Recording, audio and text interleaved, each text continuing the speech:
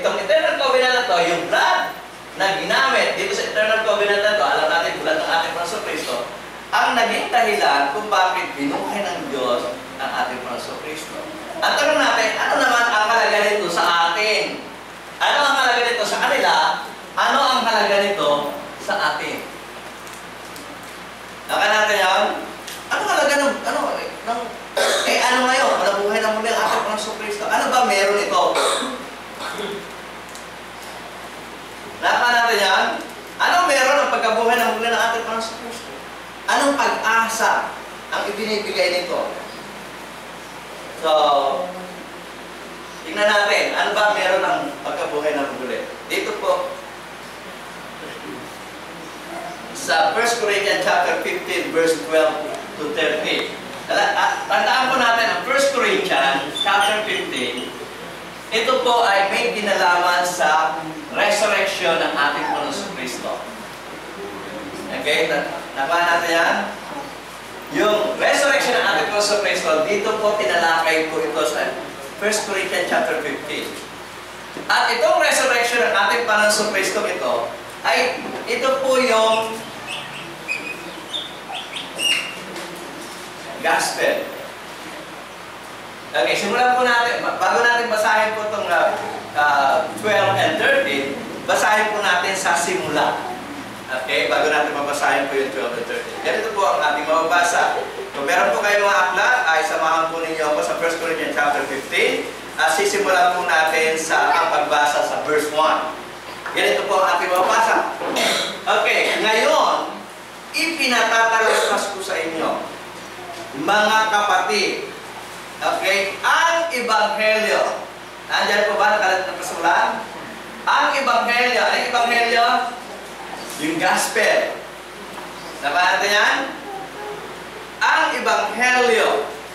Nasa inyo yung aking, ipinangaral. So, itong gospel ito ay ipinangaral. At yun naman ang ginagawa natin. Para sa salvation, kailangan ito ay ating mapakinggan. Di ba? Kung wala namang pangarap, may mapapakinggan ka ba? Di ba? So, yan po yung nagtanong ng salvation, di ba? Ipinangaral ang Ebanghelyo. Ang sabi po doon, dito pala, wala doon sa monitor. Sabi po rito, na inyo namang, tinanggap. So, ito ay pinangaral, ito ay, ni-receive.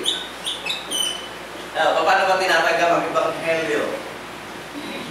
Diba?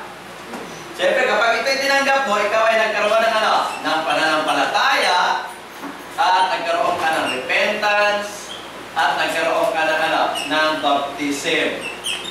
Diba? Kasi kung hindi mo tinanggap, hindi ka mapapabaptize. Tingnan niyo po doon sa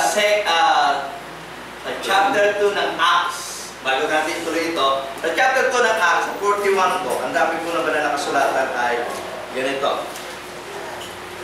Chapter 2, Acts, kung meron po kayo banal na kasulatan ay samahan po ninyo sa pagbasa o kayo mismo ang bumasa mula po doon sa 41 hanggang, sa 41 na lang po. Sabi po doon ay,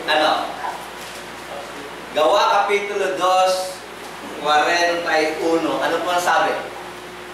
Iyaw niyang nagsipagtanggap sa ng kaniyang salita ay nanaglosungan at nangaparagdad sa kanila ng araw na yun ang may 3,000 kaluluwa. Paano napadagdagin 3,000 kaluluwa? Sila'y sila'y tumanggap. Paano sila tumanggap? Binautismohan. Kaya yung sinasabi tinanggap nila ang pangangaral, kung hindi sila nabautismo, hindi totoo. Nakuha natin yun?